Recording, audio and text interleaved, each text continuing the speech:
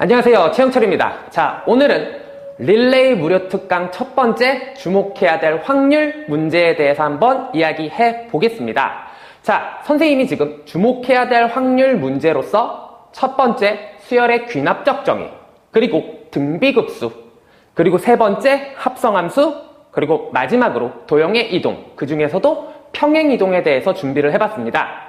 자, 확률 문제, 그리고 통계 문제가 이 확률과 통계라는 단원으로 수능에서 문과든 이과든 무려 10문항이 출제됩니다. 그렇기 때문에 우리는 지금까지의 경우의 수 확률 문제 말고 조금은 다른 단원과 굉장히 유기적으로 이쁘게 결합되어 있는 문제들을 풀어볼 필요가 있다는 얘기가 되겠죠.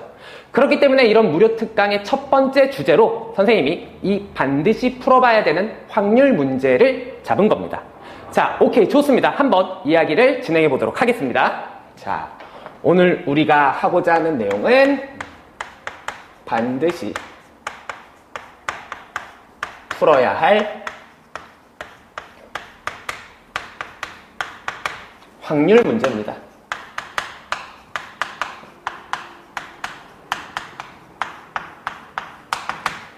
자, 그럼 들어가기에 앞서서 확률에 대해서 아주 짧게 선생님이 짚어주고 넘어가 보도록 할게요. 자, 아주 짧게 확률이라는 아이에 대해서 짚어주고 갑시다. 자, 확률이라고 하면은 가장 기본적으로 우리가 수학적 확률을 얘기를 하는 겁니다. 통계적 확률은 정식적으로 배울 때 한번 짚고 넘어가시면 되고, 출제는 대부분 수학적 확률에서 된다. 그래서 이 수학적 확률이라는 아이는 바로 다음과 같이 정의가 되겠죠? 사건 A가 일어날 확률, 요렇게 불리는 거고요. 자, 요것은 이제 확률의 앞글자인 P를 따서 PA라고 표현되며, 요 I는 전체 경우의 수분의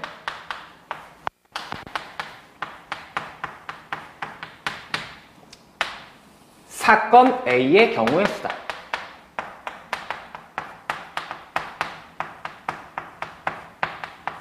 요렇게 우리가 이제 수학적 확률이라는 아이를 정의합니다. 자, 그래서 이 수학적 확률은 이제 크게 두 가지 형태로 많이 사용이 되는데요. 그게 이제 두 번째, 확률의 덧셈 정리라는 아이죠.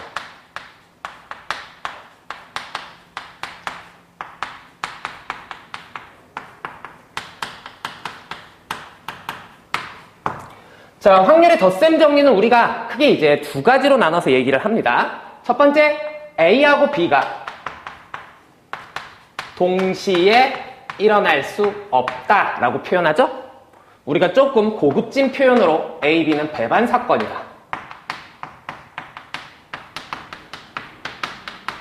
이렇게 얘기합니다. 그럼 A, B가 배반 사건이다라는 이야기니까 이때 확률 P, A, 합 B, 즉 A 또는 B가 일어날 확률은 바로 PA 더하기 PB로 계산한다. 요거였고요. 자,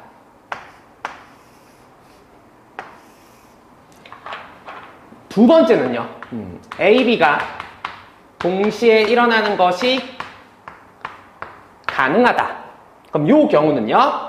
PA 합 B라는 아이는 PA 더하기 PB, 거기에서 PA 교 B를 빼면 된다. 요렇게 정의가 됩니다.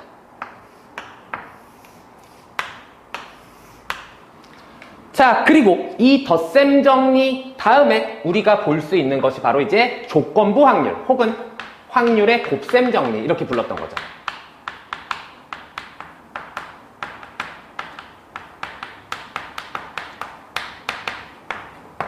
이해되십니까? 조건부 확률로서 본다면 우리가 조건부 확률,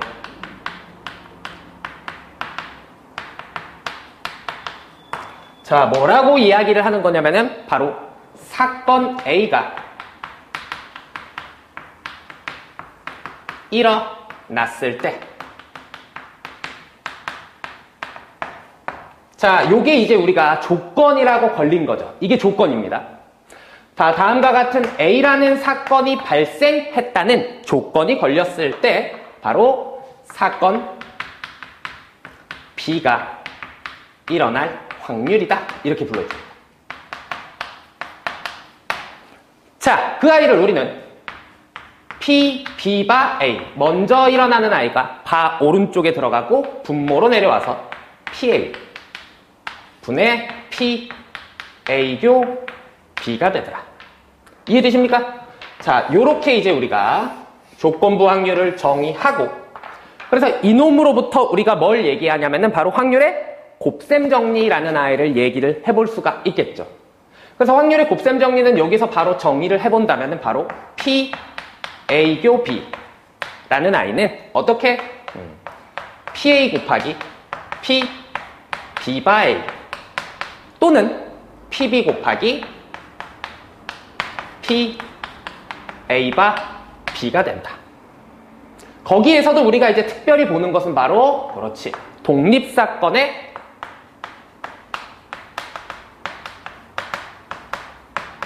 곱셈 정리는 한번 보고 갈 필요가 있었습니다. 그래서 이 독립사건의 곱셈 정리라는 아이는 필요 충분 조건이 하나 있었다고. 바로 AB가 독립이다 라는 이 말은 바로 필요 충분 조건이다. 무엇과? P, A교 B는 PA 곱하기 P, B가 된다. 자, 요것이 이제 독립사건의 곱셈 정리이면서 독립사건의 필요 충분 조건이다. 이렇게 얘기를 했던 겁니다. 자, 시간 관계상 선생님이 확률에 대한 이야기는 아주 짧게 요 정도까지 일단 기본적으로 정리를 하겠습니다. 그리고 나서는 이제 본 게임으로 들어가 볼 텐데, 첫 번째 주제로 잡은 것이 무엇이냐면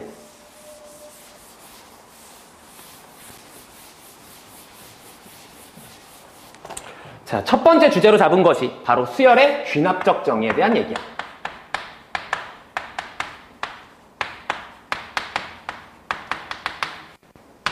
사실은 선생님이 첫 번째 주제로서 이 반드시 풀어야 될 확률 문제를 잡은 이유가 사실은 이 문제를 풀어주고 싶어서요. 우리가 평가원에서 개정교육과정을 바꾸면서 실제로 수열에서 점화식을 풀어서 일반항을 얻어내는 것보다는 귀납적 정의 자체로 관계식을 찾는 데 포인트를 맞춰라 라고 얘기를 했다고. 그렇기 때문에 확률이라는 아이를 이용해서 수열을 귀납적으로 정의하는 것 반드시 출제 1순위가 될 거야. 그래서 여기에 대해서 가볍게 한 번만 보고 간다면은 우리가 수열이라는 아이를 표현하는 방법이 여러 가지가 있어. 그 첫 번째가 바로 뭐냐면은 AN이라는 수열을 다음과 같이 나열하는 거지. 1, 3, 5, 7, 땡땡땡땡. 즉, 수열이라는 아이를 규칙성을 추론하여라 라는 가장 기본적인 수열을 나타내는 방법이야. 두 번째는 AN이라는 아이를 자연수 N에 대한 관계식으로 나타내라. 이걸 우리가 일반항이라고 부르지.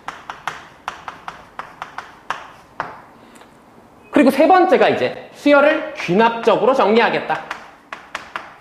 귀납적으로 정의하겠다. 그래서 수열을 귀납적으로 정의하려면 두 가지가 필요하다라고 얘기를 해. 그 첫 번째는 바로 뭐냐면 초기 조건이야. 초기 조건은 주로 우리가 첫 번째 항 초항이라는 아이로 주로 많이 주는 경우가 많겠지. 근데 초항이 꼭 아니어도 괜찮아. 두 번째는 바로 이웃하는 항 사이의 관계식이다.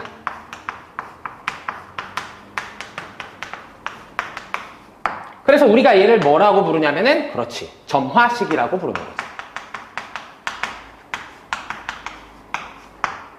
이해되십니까? 이걸 이제 우리가 수열의 귀납적 정의다라고 얘기하는 거야. 그래서 이 이웃하는 항 사이의 관계식을 끄집어내는 게 수열을 귀납적으로 정의하는 포인트가 될 거야.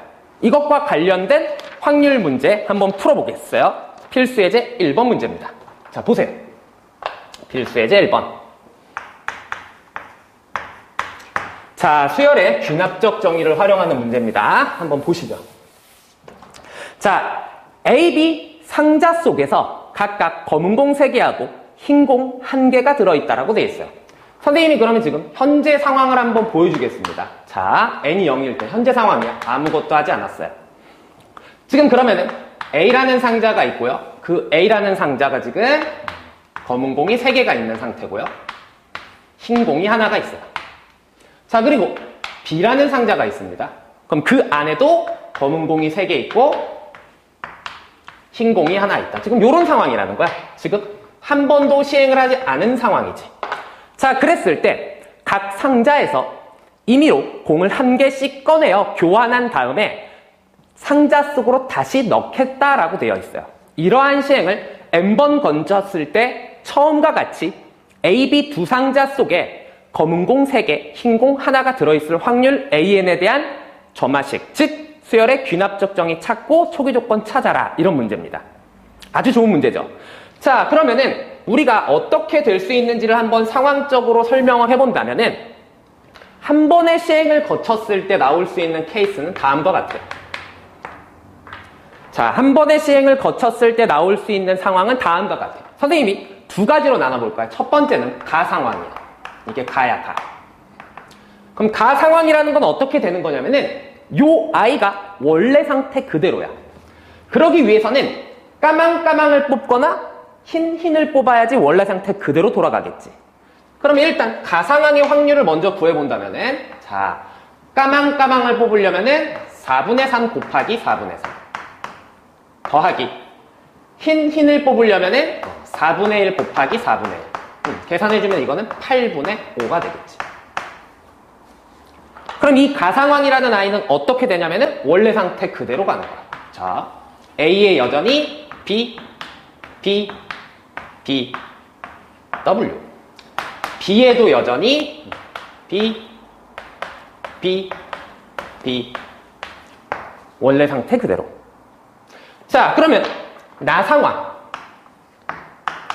상황은 원래 상태가 아닌 경우를 얘기하는 거야. 그럼 그건 어떤 상황이 될 수 있냐면요. 자, 보시면 이 A라는 아이에서 예를 들어서 까만 공을 뽑았을 때 B에서는 흰 공을 뽑아. 그러면 여기가 까망까망 흰에 까망까망 이렇게 바뀌겠죠. 자, 그럼 일단 상황을 먼저 정리해 볼까요? 예를 들어서 하나가 이렇게 까망 흰이 되고, B라는 아이는요 까망 이렇게 된다는 얘기야. 그러면 이 확률을 한번 계산을 해본다면 2가지 방법이 있을 수 있는데, A, B의 상황이 2가지니까 일단 2를 곱해놓고 A, B에서 까망까망 흰이 나오려면 한쪽은 까망을 뽑고 한쪽은 흰색을 뽑아야 돼.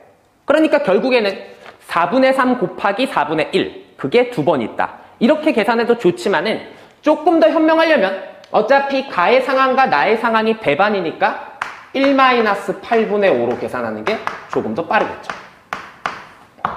이해되십니까? 이게 가 상황하고 나 상황이 되겠다. 이렇게 이제 우리가 확인을 해볼 수가 있는 겁니다.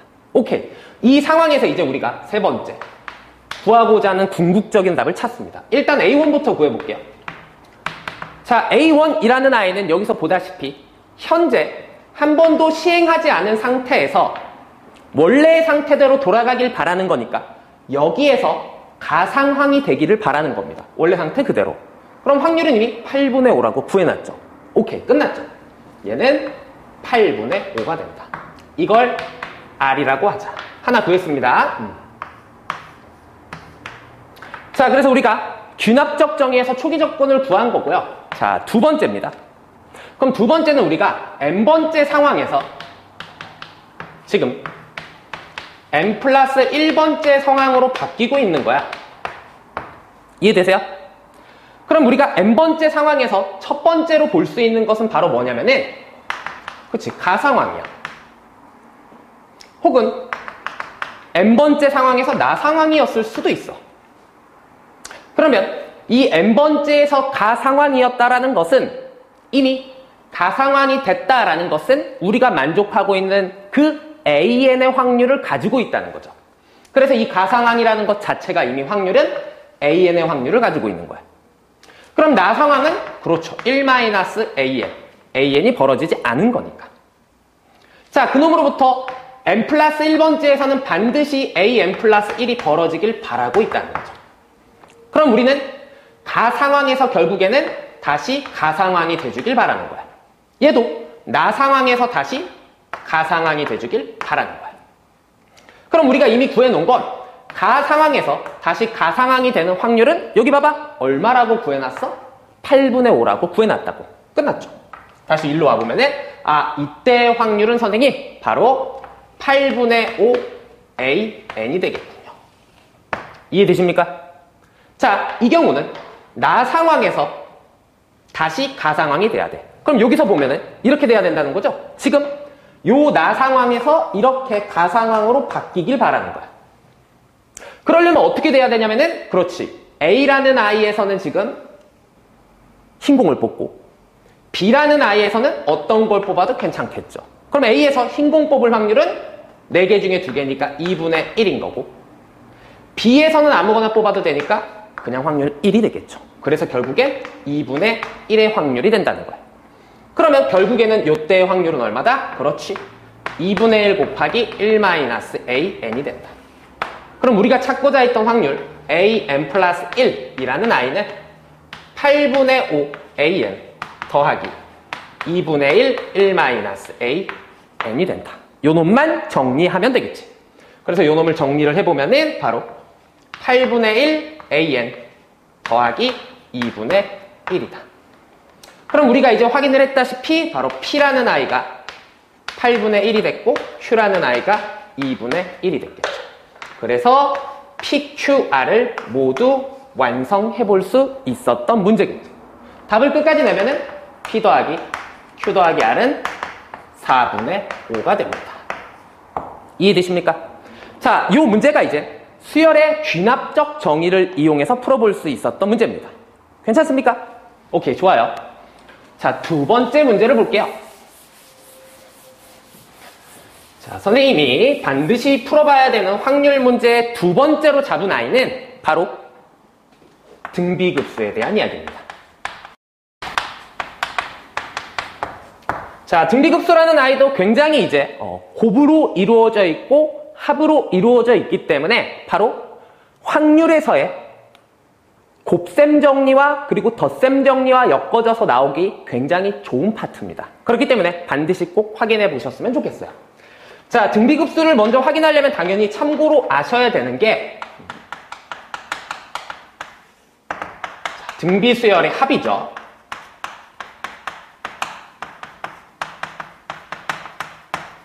그래서 우리는 잘 알고 있다시피 어떠한 등비수열의 합 SN이라는 아이가 바로 A 더하기 AR 더하기 땡땡땡땡땡 초항이 A고 공비가 R인 상태다 라고 얘기를 한다면 첫 번째 R이 1이라고 한다면 SN이라는 아이는 NA의 결과를 갖는다. 두 번째 R이 1이 아니라고 한다면 SN이라는 아이는 1-R 분의 A 곱하기 1-R의 N제곱이 된다. 요걸 이제 우리가 등비수열의 합에 대한 공식이야 이렇게 알고 있어요. 자, 두 번째는요. 두 번째 참고는 등비수열의 극한을 알아야죠.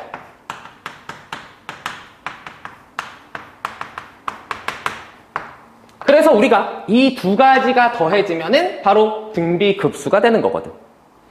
그래서 등비수열의 극한은 이걸 따지겠다는 거죠. 리미트 n이 무한대로 갈 때 R의 n제곱이라는 아이가 도대체 어떻게 되느냐. 이해되십니까? 그때 첫 번째는 바로 절대값 R이 1보다 작다면은 요 놈은 어디로? 0으로 수렴한다. 두 번째, 절대값 R이 1보다 크다면은 그 전체적인 크기는 무한대로 발산한다. 세 번째, R이 1일 때는 1로 수렴하고 네 번째, R이 -1일 때는 진동한다. 이렇게 알고 있다. 이해되십니까? 그래서 다음과 같은 네 가지의 결과를 등비수열의 극한에서 얻어낼 수 있었다라는 얘기였어. 결과만 선생님이 정리를 해드린 겁니다. 그래서 이 두 아이를 합치면 결국에는 뭐가 나오는 거다? 등비급수라는 아이를 우리가 확인할 수 있었던 거야. 이해되십니까? 자, 그래서 이 등비급수라는 아이를 계산을 하게 되면은 결국에는 어떤 결과? 자, 여기는 등비급수, 등비수열의 합이니까 얘는 a 곱하기 r의 n-1로 끝난 거고요. 우리가 지금 보고자 하는 i는 등비급수니까 끝까지 다 더하는 거죠. 계속해서. 자, 그러면은 이 sn이라는 i가 결국에는 어떻게 되느냐 이거야 지금. 여기까지 이해되십니까? 그래서 두 i를 합쳐버리면은 결국에 나오는 이 결과의 첫 번째는 바로 절대값 r이 1보다 작을 때. 이게 제일 중요하죠? 바로 우리가 구하고자 했던 리미트 n이 무한대로 갈 때 sn이라는 이 결과 자체는 바로 1-r분의 a가 된다. 즉 얘가 수렴하는 거죠. 이해되시죠? 나머지 경우들은 선생님이 한 번에 쓰도록 할게요. 모두 이제 발산하는 경우가 되는 겁니다. 그래서 우리가 요 놈을 이제 등비급수라고 불러주고 요 i가 수렴할 때 이 값 자체는 요 값 자체 얘가 수렴한다라고 한다면 요 i를 이제 급수의 합이다 이렇게 불러주는 거죠. 자, 요걸 이제 우리가 등비급수라고 얘기를 하는 거고 이것들을 활용해서 특히 누구냐면은 지금 선생님이 얘기한 이 수렴 조건에 쓸 때의 값을 활용해서 문제를 한번 풀어보는 겁니다. 좋습니다. 자, 2번 문제, 필수예제 2번 문제를 통해서 한번 보도록 하죠. 봅시다. 자, 지금 주사위를 한 개 던져서 다음과 같은 나타나는 수들 중에서 큰 수를 an, 작은 수를 bn이라고 하자. 그랬을 때 지금 an-bn이 5보다 작을 확률을 구해봐라 이거야. 자, 중요한 건 지금 an-bn이 5보다 작았으면 좋겠다. 요 확률을 구해봐라 이거야. 자, 일단은 너희들이 이제 확인을 할 수 있는 게 요 케이스가 너무 많아. 왜? an-bn이 5보다 작다라는 것은 0이 될 수도 있고 혹은 1이 될 수도 있고 2가 될 수도 있고 3이 될 수도 있고 너무 많아. 그렇기 때문에 첫 번째 아이디어로는 뭘 이용해야 되냐면 바로 여사건의 아이디어를 이용해야 돼. 그래서 요 아이의 여사건을 만들어 보면 an-bn이라는 아이가 5보다 크거나 같다. 그런데 an-bn이라는 아이가 5보다 크거나 같다라는 것으로부터 우리가 확인할 수 있는 것은 결국엔 an-bn이라는 아이가 얼마? 5가 될 수밖에 없지. 왜? 주사위의 눈이기 때문에 6은 안 되잖아. 그러면 결국엔 an-bn이 5가 되려면 큰 수 an은 6이고 작은 수 bn은 1이라는 얘기야. 이걸로 유일하다는 얘기죠. 그럼 결국에는 요놈의 여사건이 an이 6이고 bn이 1이 되니까 그러면 요 아이의 입장에서 바라본 이 여사건은 an, 즉 6이 나오지 않고 1이 나오지 않으면 되는 거야. 여기까지 이해되십니까? 끝났죠. 그래서 우리가 두 번째 n번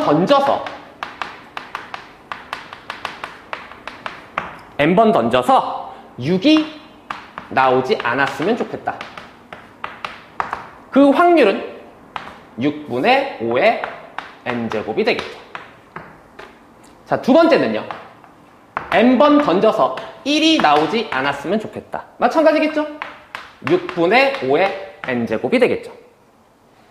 세 번째는요. n번 던져서 1도 안 나오고 6도 안 나왔으면 좋겠다. 얘는 6분의 그렇죠. 4의 n제곱이겠죠. 두 개가 빠졌으니까. 괜찮죠?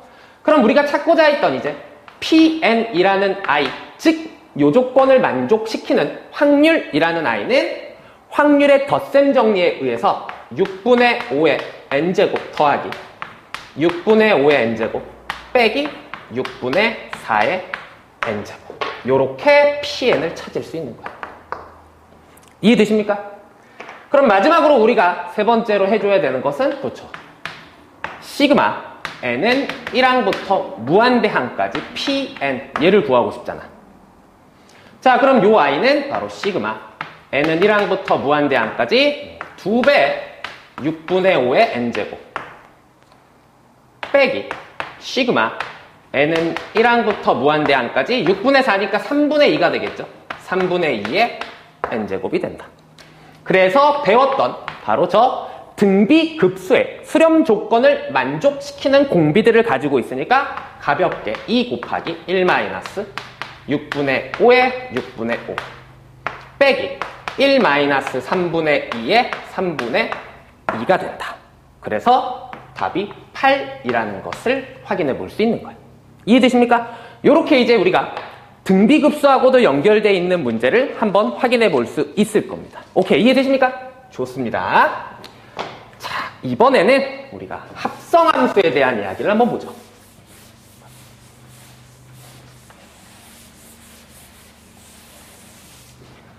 자, 세 번째 우리가 이야기는 합성함수에 대한 이야기야.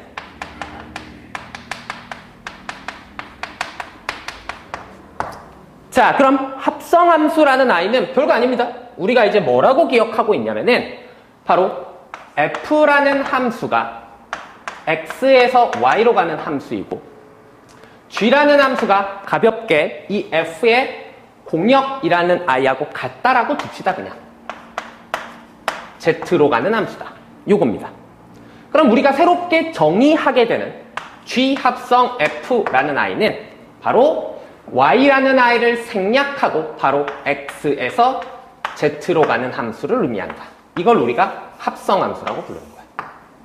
즉 쉽게 이야기를 해보자면 지금 x, y, z가 있다라고 한다면은 x에서 y로 가는 아이를 f, y에서 z를 가는 아이를 g라고 할 때 원래는 우리가 f에서 다시 x에서 z를 가려면 x 갔다가 y 갔다가 z로 가야 돼.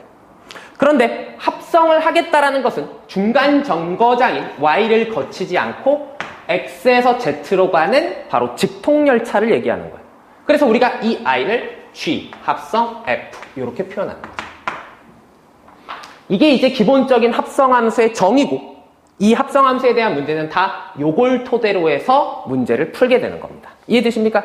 오케이, 좋습니다. 그럼 우리가 합성함수하고 연결되어 있는 확률 문제는 또 어떻게 나올 수 있었는지 문제를 한번 풀어보도록 하겠습니다. 필수 예제 3번이에요. 자, 보시면은요, 한 개의 주사위를 두 번 던져서 첫 번째 나온 수를 A, 두 번째 나온 수를 B라고 할 때, 자, fx라는 함수는 지금 a-2x 빼기 4, gx라는 함수는 지금 b-5x 더하기 1 요거야. 그랬을 때 지금 y는 fgx 요놈의 그래프가 x축과 만나지 않았으면 좋겠다 이거야. 일단은 앞에서 배웠다시피 어차피 이 gx라는 아이가 지금 fx의 x자리에 들어와 있잖아. 그러니까 이 gx라는 아이를 fx의 x자리에다가 일단 이쁘게 한번 넣어보겠습니다. 그럼 첫 번째 우리는 y는 fgx라는 요 아이가 지금 보다시피 a-2 곱하기 b-5x 더하기 1 마이너스 4가 된다는 걸 확인해요. 정리할까요? 그러면 a-2 곱하기 b-5 곱하기 x 더하기 a-6이 된다 이거죠. 그럼 우리는 이 아이를 살펴봤더니 정체가 결국에 이 아이가 x에 대한 1차식으로서의 기울기라는 의미를 가지고 있는 직선이고 요 a-6은 그렇죠. y 절편이 되는 거예요. 그럼 문제에서는 결국엔 이 x에 대한 1차식으로 나타나 있는 직선이 x축과 만나지 않았으면 좋겠다는 거죠. 그러면 x축과 만나지 않았다라는 것은 어떻게 표현되는 거냐면 직선이 x축과 만나지 않습니다. 그러면 이런 식으로 직선이 표현돼야 돼. 그러기 위해서는 우리는 일단 기울기라는 아이가 0이 돼야 되고 y절편이라는 아이가 0이 되면 안 된다는 걸 확인하죠. 끝났죠. 그렇기 때문에 우리가 확인할 수 있는 결과는 바로 첫 번째 a-5 곱하기 a-2 곱하기 b-5 이 아이가 0이라는 얘기입니다. 그렇다라는 것은 결국엔 a는 2거나 또는 b는 5가 돼야 된다는 얘기죠. 한 가지 더는요. a-6이 0이 아니어야 되니까 a는 6이 되면 안 된다. 이 두 가지의 조건을 만족을 시켜줘야 된다라는 얘기죠. 이해되십니까? 자, 그럼 요걸 토대로 해서 우리가 답을 구해본다면은 세 번째. 자, 첫 번째 케이스부터 봅니다. 자, a가 얼마인 경우? 2인 경우입니다.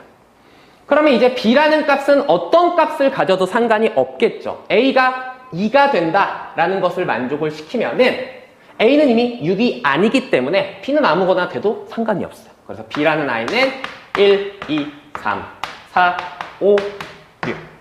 그래서 여기에서 이제 6개 결과가 나오겠죠. 자, 두 번째는요. 자, 그러면 a라는 i가 이번에는 어떻게 된다라는 거예요? 그쵸?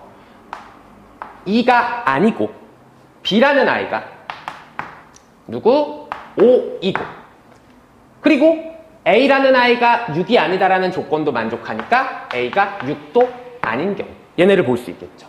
자, 크게 본다면 이렇게 분류할 수 있는 거야. a가 2인 경우와 a가 2가 아닌 경우를 보는데 a가 2가 아닌 경우에는 a가 6도 아니어야 된다라는 조건을 만족해줘야 되는 거죠. 자, 그러면은 이 경우에는 지금 b라는 i는 5로 결정되어 있는 상태에서 a만 2개 빠졌죠. 순서상으로 써볼까요? 그러면은 다음과 같이 1,5 그죠? 2가 안 되니까 3,5 4,5 그리고 마지막 5,5까지. 그래서 여기에서 총 4개가 나온다라는 걸 확인할 수 있겠죠? 그럼 우리가 구하고자 하는 답은 주사위를 2개 던졌으니까 전체 경우의 수는 6 곱하기 6 분의 6 더하기 4. 그래서 18분의 5가 된다라는 걸 확인을 해볼 수가 있을 겁니다. 이렇게 이제 합성함수라는 i를 이용한 확률 경우의 수 문제를 풀어볼 수 있었죠. 자, 마지막으로 네 번째 이야기입니다.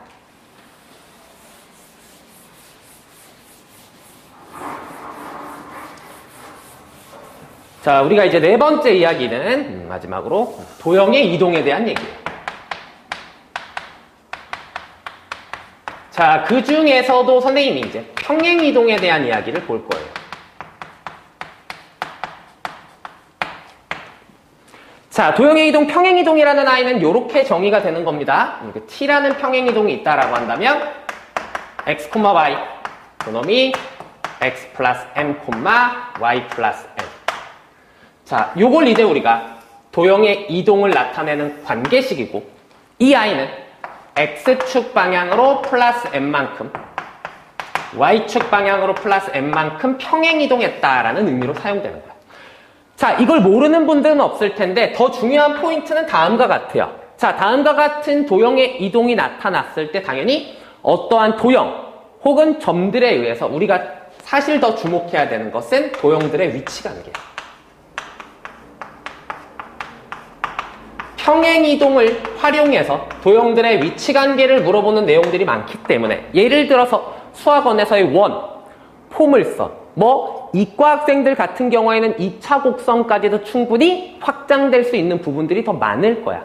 그렇기 때문에 이런 도형의 이동과 그리고 확률 그리고 여러 가지 곡선들에 대한 관계들을 물어볼 수 있다는 거죠. 확인할 수 있겠습니까? 오케이. 그럼 이런 내용들을 우리가 필수 예제 4번으로 보겠습니다. 자, 좌표 평면 위에 놓인 원점에 놓여 있는 점이네요. P가 한 개의 동전을 던질 때마다 다음과 같이 움직인다라고 되어 있어요. 그럼 이제 두 개가 있어요. 자, 앞면이 나오면은 지금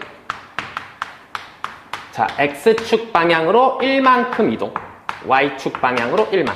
자, 뒷면이 나오면요. 자, X축 방향으로 1만큼, Y축 방향으로 마이너스. 자, 간단한 평행 이동이야.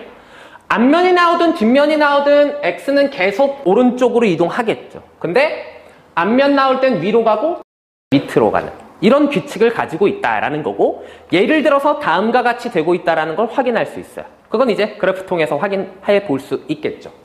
자, 요 상태에서 이 동전이 지나간 자취가 어떻게 되길 바라고 있다라는 얘기입니까, 지금? 그렇지. y는 2분의 3과 어떻게 오직 한 점에서 만났으면 좋겠다. 그래서 사실은 그림을 토대로 해서 너희들이 이해해야 될 게 있는 게 뭐냐면은 이 평행이동이라는 아이는 사실은 x는 1, y는 1 이렇게 가도 되고 x는 1, y는 1 이렇게 가도 되거든. 근데 그림을 잘 보면은 도형의 자치가 무조건 x가 먼저 움직이고 y가 그 다음 움직이는 그 두 가지의 경우 중에 x 먼저, y 먼저가 결정되어 있다는 것을 그림을 통해서 먼저 확인해 볼 수 있을 겁니다. 괜찮겠죠? 오케이. 자, 그렇게 됐을 때 우리는 일단은 전체 경우의 수를 구해본다면 그건 뭐 별로 어렵지 않죠. 동전을 5번 던지니까 2의 5제곱에서 32가지. 이게 전체 경우의 수야. 이해되십니까? 자, 그랬을 때 우리가 이제 케이스를 한번 생각을 해보겠습니다. 자, 두 번째. 자, 앞면이 계속해서 나오게 되는 경우가 가장 쉬운 케이스죠. 앞면. 됐나요? 선생님이 여기 그래프를 하나 그려서 보여드리도록 할게요. 자, 봅시다. 여기서. x, y, 원점이고요. 자, 지금 여기가 1, 2, 3, 4, 5 이렇게 나눠봅시다. 그럼 우리가 오직 한 번 만나야 되는 2분의 3이라는 직선은 지금 여기를 지나가고 있는 거야. 이게 y는 2분의 3이에요. 이해돼요? 그럼 앞면만 계속 나왔다라는 것은 어떻게 이동을 하는 거냐? 이렇게. 앞면만 나왔으니까 자, 보세요. 선생님이 보여드릴게요. 한 번 1만큼 이동. 다시 또 이렇게 이동. 또 이동. 또 이동. 마지막 또 이동. 5까지. 이렇게 가는 거예요. 이해됐어요? 그러니까 이 아이는 오직 2분의 3하고 한 점에서 만난다는 걸 확인할 수 있다는 거죠. 여기까지 이해가 되십니까? 자, 두 번째는요. 그럼 뒷면이 하나 추가된다. 요렇게 이동을 해보겠다. 노란색으로 가볼까요? 그럼 어떻게 이동되는 거냐? 자, 앞면, 앞면, 앞면, 그리고 앞면이고 마지막만 뒷면이니까 이렇게 내려오겠죠. 여전히 한 번 만나겠죠. 자, 그래서 다음 아이도 된다라는 걸 확인해 볼 수 있고요. 그 다음 세 번째, 앞면, 앞면, 앞면, 뒷면, 앞면, 이렇게. 자, 얘도 볼까요? 자, 요 아이도 보면은 지금 앞면, 앞면, 앞면. 됐니? 그 다음에 이제 뒷면, 뒷면, 그 다음 뒷면. 이렇게 나온 거야.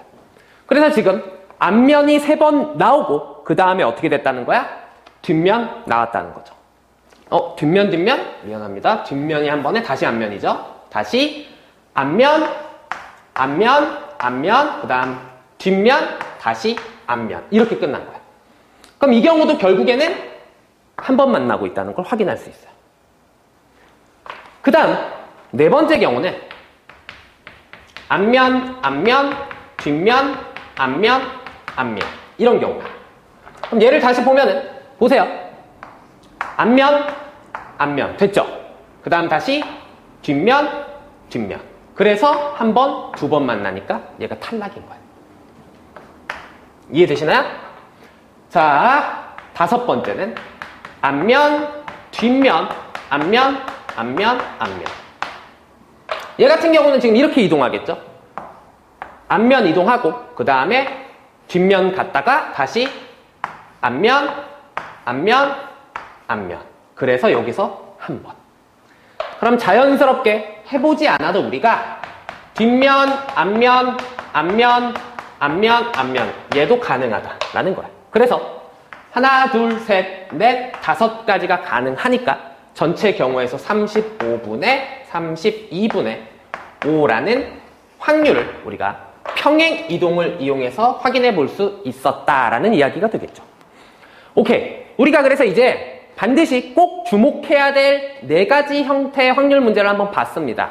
자, 봤더니 어떻습니까? 확률이라기보다 확률은 오히려 거들 뿐 비교적으로 다른 교육과정과 결합이 되어 있다는 거. 확률이 주목받는 과목이 되면서 이런 문제들 반드시 체크를 해 보셔야 됩니다. 자, 선생님이 유제는 해설을 첨부해 놨으니까 반드시 풀어보고 강의 그리고 해설을 토대로 해서 이런 형태의 문제들을 한번 맛보시고 확률에 대한 준비를 좀 더 철저히 해보시는 게 어떨까 싶습니다. 감사합니다.